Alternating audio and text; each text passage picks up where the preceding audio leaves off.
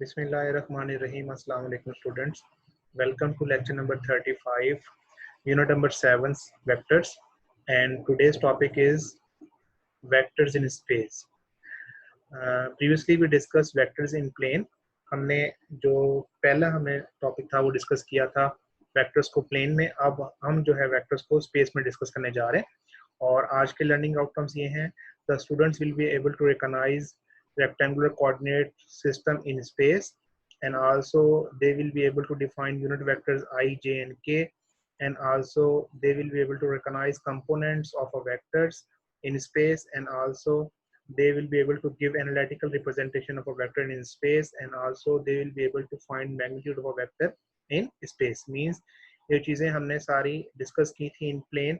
अब हम उन सारी चीजों को डिस्कस करेंगे इन स्पेस. सो आज का लेक्चर स्टार्ट करते हैं बेटा.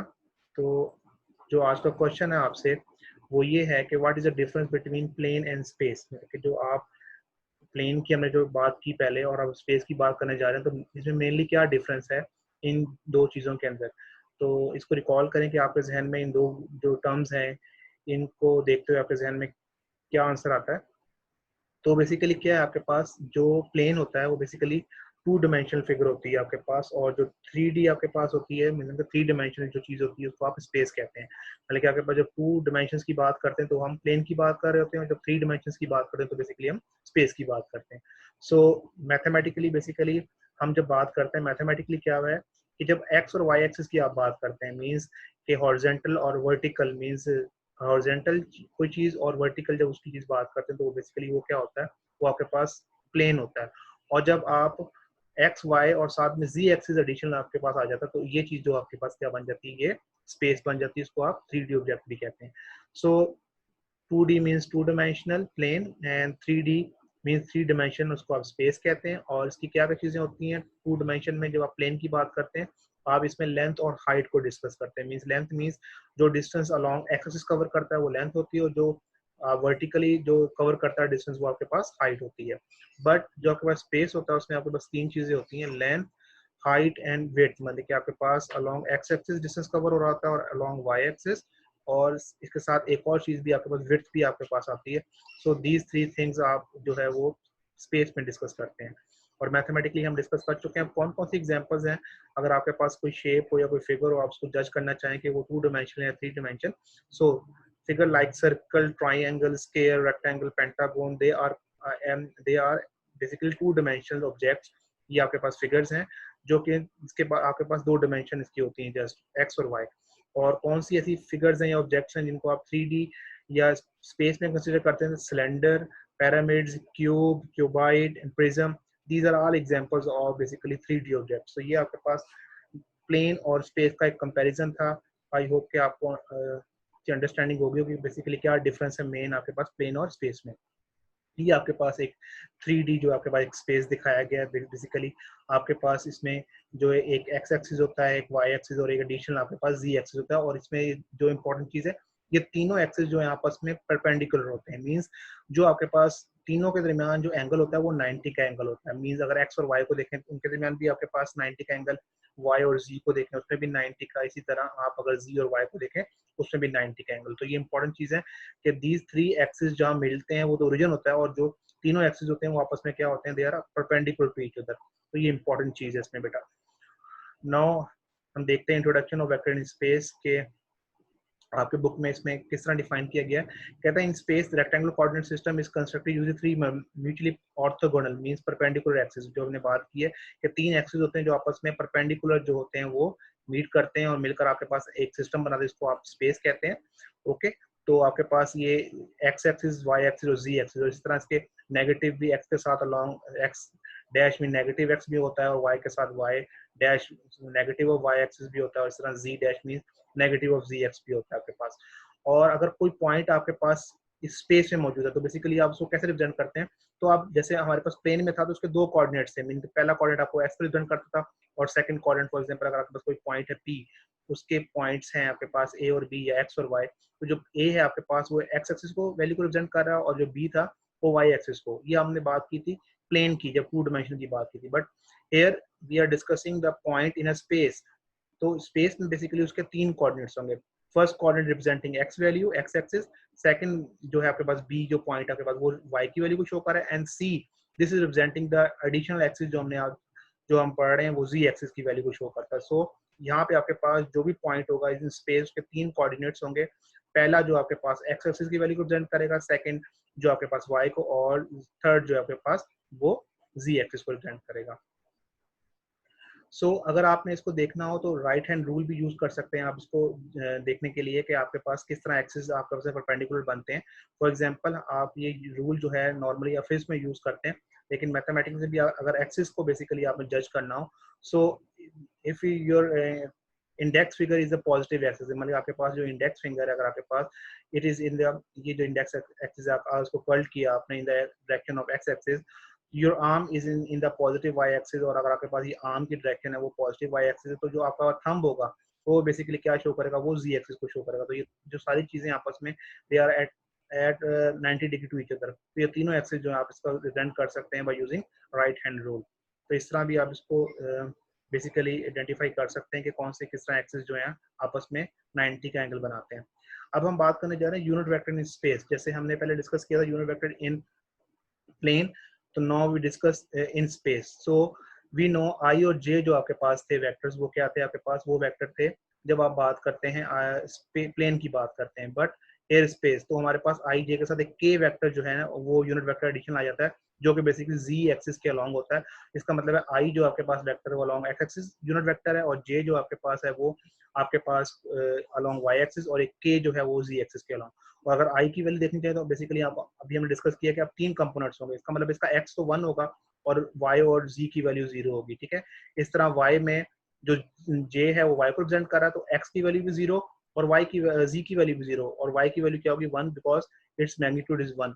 Similarly K has 0 X value and 0 Y value, but जो आपके पास जी एक्सिस के अलोंग इसकी 1 वैल्यू होगी। तो ये इसके कोऑर्डिनेट्स होंगे। अगर आप यूनिट वेक्टर कोऑर्डिनेट्स देखना चाहें तो इस तरह के कोऑर्डिनेट्स होंगे, लिखे हुए हैं बेटा आपके सामने आई हैज दिस, लेकिन ये वर्टिकल फॉर्म में लिखा हुआ है, आप इसको इस तरह भी लिख सकते हैं 100। So these are the basically the values of I J and K, और उसका मैग्नीट्यूड तीनों का क्या है 1 है, because they are unit vector. इनको आप कार्टेशियन वेक्टर भी कहते हैं बेटा। सिमिलरली अगेन इस स्लाइड में भी आपको यूनिट वेक्टर्स के बारे में बताया गया। The red is showing your I unit vector along X axis, the green is showing the j vector along y axis, and the blue is showing the k unit vector along z axis. All vectors can be expressed as a linear combination of 3 vectors. Okay, कोई भी point है आपके पास वो अगर तुम्हें show करना है तो आपके पास z x की वैल्यू के साथ i आएगा, और y के साथ j और z के साथ k आप शो करेंगे। सो अगेन ये भी आपके पास एक पॉइंट है, और अब यहाँ से क्वेश्चन आपके पास ये है कि कैसे कैलकुलेट करेंगे। अगर आपके पास एक पॉइंट है या वेक्टर है आपके पास, उसका मैग्नीट्यूड कैसे करेंगे 3D में आपके पास स्पेस के अंदर। जब फॉर एग्जांपल ये आपके पास एक पॉइंट है, उसका जो आपके पास ये 3 2 और -2, उसका मतलब क्या, अगर इसको आप ओपन फॉर्म में लिखें तो दिस मींस, कलर चेंज कर लेते हैं बेटा, 3i प्लस 2j और -2k, मतलब ये आपके पास वेक्टर है। इस वेक्टर को आप क्या करना चाह रहे हैं, इसका मैग्नीट्यूड फाइंड करना चाह रहे हैं। ओके, तो क्या फार्मूला होगा नेक्स्ट स्लाइड में देखते हैं हम कि how to calculate the magnitude of a vector in space. So basically जैसे हमने लास्ट डिस्कस प्लेन में डिस्कस किया था कि आप एक्स कंपोनेंट और वाई कंपोनेंट का स्क्वायर करते हैं, उसका स्क्वायर रूट लेते हैं, उनको ऐड करते हैं। Similarly here we have 3 components, तो एक्स कंपोनेंट के जो वैल्यू होगी वो प्लस वाई कंपोनेंट की वैल्यू जो होगी, इन तीनों को स्क्वायर करेंगे और आप प्लस करेंगे और सारा स्क्वायर रूट लेंगे, तो आपके पास क्या आ जाएगा उसका मैग्नीट्यूड। और उसको आप कैसे आप एब्सोल्यूट वैल्यू से शो करते हैं कि ए बी वेक्टर जो होगा उसका मैग्नीट्यूड जो है उसका एब्सोल्यूट वैल्यू जो है वो बेसिकली तीनों कंपोनेंट का स्क्वायर करके उनको ऐड करके उसका स्क्वायर रूट लेके आप इस तरह मैग्नीट्यूड फाइंड करते हैं। तो जस्ट इसमें क्या एडिशन हुआ है बेटा, z जो आपके पास एक जो आपके पास एक्सिस है वो एडिशन हुआ है, तो उसका स्क्वायर आपने साथ ऐड कर दिया, और बाकी सेम आप जिस तरह प्रीवियसली फाइंड करते थे वही मेथड आपका है। अगेन स्लाइड में भी दिखाया गया magnitude of 2D vectors means plane के अंदर, और 3D वेक्टर्स मींस स्पेस के अंदर। तो आप देख सकते हैं क्या डिफरेंस है, मेनली जी स्क्वायर का जो है वो एडिशन की गई है इसके अंदर जब आप स्पेस में बात करते हैं। Now our target is to do the question number 1, 2, 4 and 5 of exercise 7.2। हम यहाँ exercise 7.2 स्टार्ट कर रहे हैं बेटा। सो क्वेश्चन नंबर आज 1, 2, 4 and 5 डिस्कस करेंगे जी। ये हमारे पास exercise 7.2 है बेटा जी। इसमें जो फर्स्ट क्वेश्चन है हमारे पास बेटा वो ये है कि ए आपके पास पॉइंट दिया हुआ और बी पॉइंट दिया और सी पॉइंट दिया, हमने क्या फाइंड करना है, वेक्टर ए भी फाइंड करना है, और सेकंड जो हमने vector A B, 2 times of vector A B minus vector C B, मतलब कि ये हमने इनका सोल्यूशन फाइंड करना है, दोनों वेक्टर्स को फाइंड करके और उनको सेपरेट करना है। Similarly the third part is 2 times of vector C B, मतलब कि पहले सी बी फाइंड करेंगे और उसको 2 से मल्टीप्लाई करेंगे and 2 time of C A, okay. और हम दोनों की क्या करना है, हमने दोनों को सब्ट्रैक्ट करना है। So this is first part.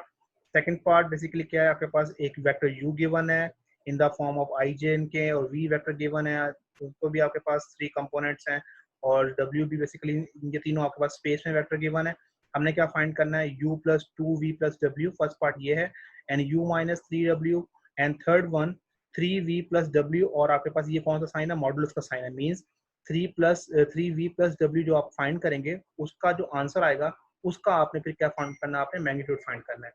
And fourth one is find alpha, so that जो आपके पास अल्फा आई प्लस ए अल्फा प्लस 1 जे प्लस 2 के इज इक्वल टू 3, मतलब कि एक वेक्टर है और उसके गिर्द आपके पास कौन सा है, उसके अराउंड क्या आपके पास मॉडुलस का साइन है, मीन इसका मैग्नीट्यूड जो है उसका किसका आंसर 3 के बराबर है, तो हमने क्या फाइंड करना है, अल्फा की वैल्यू फाइंड करनी है। And find a unit vector in the direction of V, और आपके पास एक यूनिट वेक्टर आपने फाइंड करना है कौन से वेक्टर के, जो आपके पास एक वेक्टर स्पेस के अंदर है। तो ये हमारा टारगेट है बेटा, हमने ये क्वेश्चंस करने हैं। स्टार्ट करते हैं बेटा। फर्स्ट क्वेश्चन, ये आपके पास तीनों पॉइंट्स गिवन है, तो आपने पहले क्या फाइंड करना है, द फर्स्ट पार्ट इज कि आपने 2ab minus C B find करना है, ओके। तो ये ए बी कैसे फाइंड करते हैं बेटा, ए बी हमने पता है कि ए बी फाइंड करने के लिए क्या होगा, आपके पास पोजीशन वेक्टर ऑफ बी या points of B minus points of A, तो ये बी के पॉइंट्स है बेटा और ये आपके पास ए के पॉइंट्स हैं। जब आप ये कंबाइन करके लिखा हुआ बेटा, ये किया आपको सॉल्व करके, बेसिकली ए जो आपके पास वो है 2 और 5 है, और उसको आप ऐसे लिख सकते हैं 2i और आपके पास प्लस 5j है, ये आपके पास a है, और जो आपके पास b है बेसिकली ये आपके पास a पॉइंट है in terms of i of j, और जो b है बेसिकली वो आपके पास क्या है, वो आपके पास है माइनस ऑफ i और प्लस j। सो ये है, जब आप इन दोनों को ऐड करेंगे basically A B vector find करेंगे तो क्या होता है, इस i में से सेकंड के i वाले कंपोनेंट में से फर्स्ट वाला कंपोनेंट माइनस होगा, तो minus i minus 2i, this becomes minus 3i, okay beta, and this one is basically 5j and 5j and plus sorry this j plus 5 my plus 5j is become minus 4j।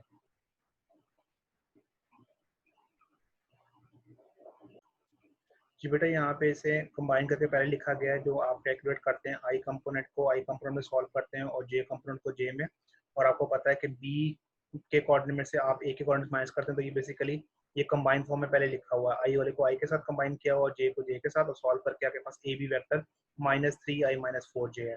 और similarly हमने क्या find करना है, vector A B 2ab minus C B, और जब C B vector find करना है तो बेसिकली क्या है, बी के पॉइंट में से आपने सी के पॉइंट्स या position vector of B minus position vector of C, तो आप ये, अब आपके पास ए बी वेक्टर बेसिकली क्या, आपके पास ये आ गया माइनस 3 माइनस 4j, और सी बी बेसिकली क्या आएगा, जब पोजीशन वेक्टर में से माइनस करेंगे बी के सी, तो आपके पास आंसर आ जाएगा minus 3i plus 7j, okay. अब आपके पास क्या है कि ए बी आपने 2 टाइम्स फाइंड करना है, ओके।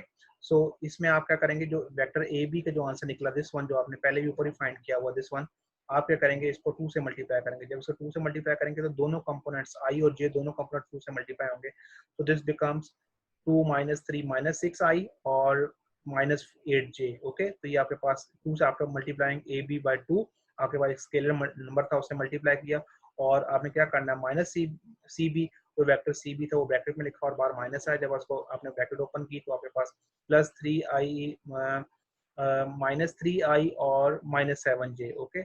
सॉरी यहाँ माइनस है तो ये माइनस माइनस प्लस 3i और माइनस 7j, अब माइनस 6 और प्लस 3i बेसिकली क्या आपके पास आ जाएगा, ये आपके पास आ गया माइनस 3i और माइनस 8j और माइनस 7j आपके पास माइनस 15j, तो ये आफ्टर सॉल्विंग ये आपके पास ये रिजल्ट आया। सिमिलरली जो थर्ड पार्ट है वो भी आपने बेसिकली ऐसे ही करना है बेटा, 2cb मीन्स आपने cb वेक्टर फाइंड करना है, उसको 2 से मल्टीप्लाई करना है, और इसके बाद आपने ca minus ca vector find करना है, तो ca वेक्टर जब फाइंड करेंगे बेटा तो आप बेसिकली क्या करना है, आपने ए के जो आपके पास जो पॉइंट्स हैं उसमें से आप क्या करेंगे, सी के पॉइंट्स माइनस करेंगे, या फिर आप ये भी कह सकते हैं कि position vector of A minus position vector of C, तो इस तरह आपके पास सी ए वेक्टर आएगा, और फिर आपने जो है सी बी को 2 से मल्टीप्लाई करना है, और इस तरह सी ए को भी 2 से मल्टीप्लाई करना है, फिर इनके रिजल्ट को आपस में माइनस करना है, तो आफ्टर सॉल्विंग आपके पास ये आंसर आ जाएगा 6i प्लस 3j। तो ये बेटा ये क्वेश्चन था पहला आपका।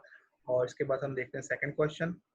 सेकंड क्वेश्चन है बेटा कि आपके पास 3 वेक्टर्स गिवन है। Okay, this one u is equal to i plus 2j minus k and b is equal to 3i minus 2j plus k, and the third one is w is equal to 5a minus j plus 3k। तो हम इसके दो part देख लें, third part आपको देख लीजिएगा बेटा। फर्स्ट पार्ट देख लेते हैं और थर्ड पार्ट। फर्स्ट पार्ट में क्या है, u प्लस 2v और w। सो इसका मतलब है u वेक्टर आपका एज इट इज आएगा प्लस का साइन, और जो v वेक्टर है मतलब ये वेक्टर इसको आपने 2 से मल्टीप्लाई करना है। तो 2 से मल्टीप्लाई करेंगे ये क्या बन जाएगा 6, यहाँ क्या आ जाएगा -4 और ये क्या आ जाएगा +4 के। आफ्टर मल्टीप्लाइंग आपके पास ये आ गया 6i माइनस 4 प्लस, ठीक है, और u वेक्टर आपने ये एज इट इज रख दिया, और प्लस w, और w वेक्टर पे आपके पास एज इट इज जो है वैसे आ जाएगा। अब क्या इनको सॉल्व करना है, i पार्ट i में सॉल्व होगा, this i plus this 6i 7i plus 5i, this become 12i। Okay, so ये x का कंपोनेंट जो आपके पास वो 12i आ गया। अब इस तरह आप j को सॉल्व करेंगे, plus 2j minus 4j means minus 2j minus 2j minus j means minus 3j। तो आपके पास ये j वाले कंपोनेंट भी आपने सॉल्व कर लिए। एट लास्ट आपके पास क्या रह गया, k वाला कंपोनेंट। तो k वाला कंपोनेंट को सॉल्व कर ले, माइनस k और plus 4k means plus 3k plus 3k plus 3k means plus 6k। तो ये आपके पास after solving this 2 plus u plus 2v plus w you will get this answer. ठीक है, आपके पास ये रिजल्ट आ गया। अब जो थर्ड पार्ट है इसमें बेटा, इसमें भी आपने क्या करना है, 3v प्लस w है बेटा आपके पास। ओके, 3v प्लस w आपने फाइंड करना है, और उसके बाद इसका मैग्नीट्यूड लेना है, मीन्स जो आंसर आएगा उसका आपने मैग्नीट्यूड लेना है। सो 3v और w बेसिकली क्या है, आपने v को 3 से मल्टीप्लाई करना है। दिस v जो आपके पास वेक्टर दिस वन, इसको 3 से मल्टीप्लाई करें तो ये बन गया 9i माइनस 6j और plus 6k। Okay, after multiplying by 3 you will gate 9i minus 6j plus 6k। Okay, और आपके पास w एज इट इज आएगा, तो w आपके पास क्या 5i माइनस j और प्लस 3k। 9 में 5 ऐड करें 14i माइनस 6 और minus j minus 7j plus 6 plus 3 9k। तो आपके पास ये आफ्टर सॉल्विंग दिस जो 3v प्लस w का आंसर आया है सॉल्विंग, तो ये आपके पास ये वेक्टर आ गया। अब बेसिकली इस वेक्टर का क्या आपने ये आप मैग्नीट्यूड लेना है, मीन एब्सोल्यूट वैल्यू। तो मैग्नीट्यूड कैसे लेते हैं बेटा, कि आपके पास x कंपोनेंट जो होता है उसका स्केयर प्लस y कंपोनेंट का स्केयर प्लस z कंपोनेंट का स्केयर, इस तीनों का स्केयर लेंगे और ऐड करेंगे, और उसके बाद उसका आंसर जो है उसका स्केयर रूट लेंगे। So 14 squares plus minus 7 square plus 9 square, 14 square 196 plus 49 plus 81, after solving you will get 326। तो ये बेसिकली 3 प्लस w जो आपने वेक्टर फाइंड किया था उसका जो मैग्नीट्यूड है, बेसिकली उसका जो मॉडुलस है वो ये रिजल्ट है। सो बेसिकली इसमें आपके वो मॉडुलस पूछ रहा था आपसे, वेक्टर नहीं पूछ रहा। तो ये डिफरेंस था फर्स्ट और थर्ड पार्ट के अंदर बेटा। अब हम देखते हैं नेक्स्ट पार्ट बेटा। नेक्स्ट पार्ट आपके पास क्या है कि आपके पास उसने शो किया हुआ यहाँ पे आपको कि एक वेक्टर है, उस वेक्टर का बेसिकली जो अगर आप मॉडुलस लें तो आपके पास उसका आंसर 3 आता है, मीन उसका जो मैग्नीट्यूड लें तो उसका आंसर 3 आता है। तो आपको कह रहा है इस इन्फॉर्मेशन को यूज करते हुए आप अल्फा जो इसमें इन्वॉल्व हो रहा है उसकी वैल्यू बताएं। तो देखें बेटा, इसमें आप क्या करेंगे कि ये बेसिकली आपके पास क्या है, ये i के साथ जो कंपोनेंट होता है वो क्या होता है x, y के साथ क्या होता है j के साथ y होता है, और k के साथ क्या होता है z। और आपको पता है मैग्नीट्यूड का फार्मूला क्या होता है, मैग्नीट्यूड का फार्मूला आपके पास ये होता है कि x square plus y square plus z square, x component का स्क्वायर प्लस y कंपोनेंट का प्लस z कंपोनेंट का। तो आपके पास x कंपोनेंट अल्फा है, अल्फा का स्क्वायर, y आपके पास इन टर्म्स ऑफ प्लस दो वैल्यूज हैं, अल्फा प्लस 1 का स्क्वायर प्लस 2 का स्क्वायर। तो इस अल्फा का स्क्वायर ओपन करें तो बेटा अल्फा स्क्वायर ही आता है आपके पास। 1 प्लस अल्फा स्क्वायर को ओपन करें तो क्या बनता है, alpha square plus 1 plus 2 alpha, और 2 का स्क्वायर क्या बन जाएगा 4। अब इस सारे को सॉल्व करें तो आपके पास क्या रिजल्ट आता है, अल्फा अल्फा में ऐड हुआ 2 alpha square plus 2 alpha plus 5। Okay बेटा, अब ये रिजल्ट ये जो उसने कहा था ये मैग्नीट्यूड किसके बराबर है, इसका आंसर 3 के इक्वल है। तो आपने यूजिंग दिस इन्फॉर्मेशन आपने इसको इससे इक्वल कर दिया।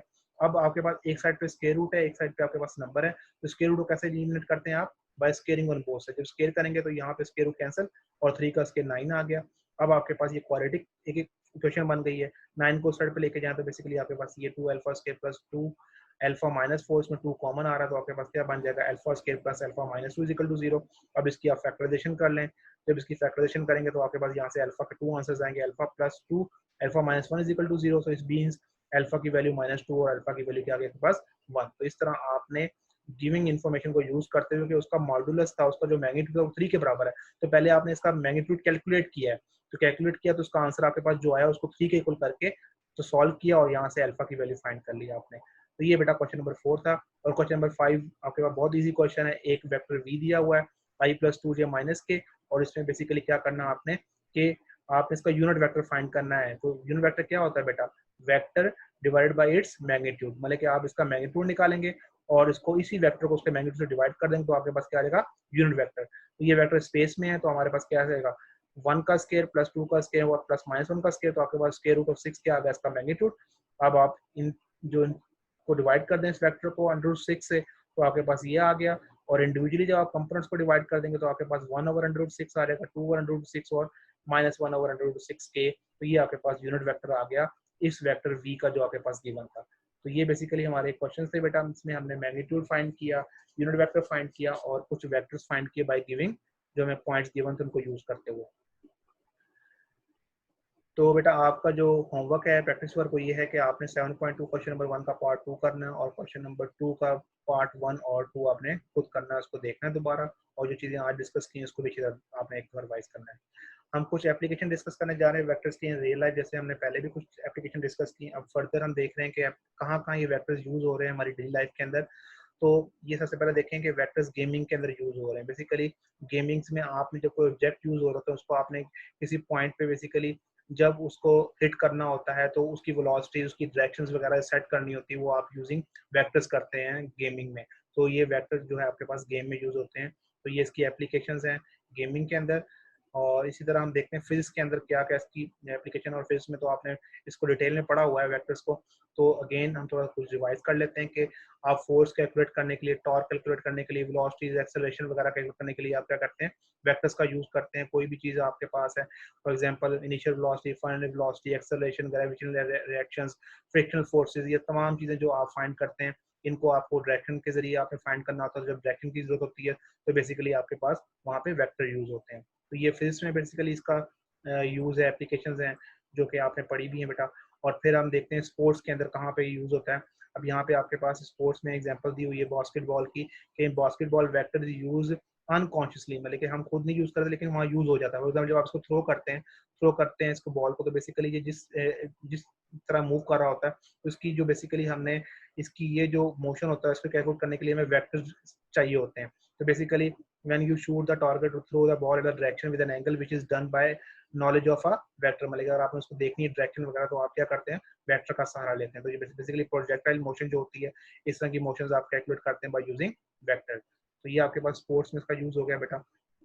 तो और भी बहुत सारे यूज हैं, वो आपने को देखना है कि बेसिकली कौन कौन सी और डेली लाइफ एग्जांपल्स हो सकती हैं।